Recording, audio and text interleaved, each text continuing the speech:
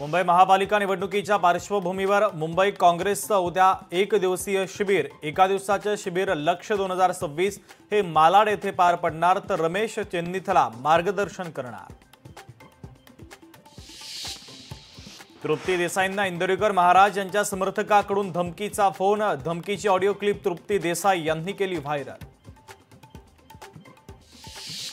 Rohingya बांगलादेशींवर कठोर कारवाई करा, मंत्री मंगल प्रभात लोढांची मुंबई पोलीस आयुक्तांकडे मागणी।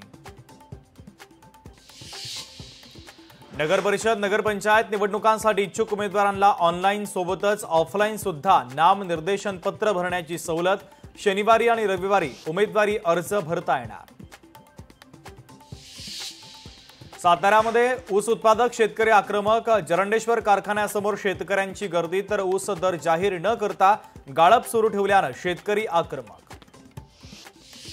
उल्हासनगरमध्ये 23 किलो गांजा जप्त, गुन्हे शाखेची धडक कारवाई, एकूण 10 लाखांचा मुद्देमाल हस्तगत।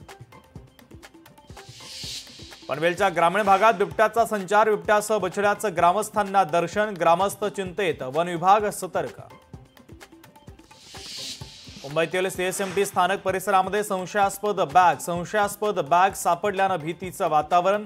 बॅगेच्या तपासणीनंतर काहीच संशयास्पद आढळलं नाही।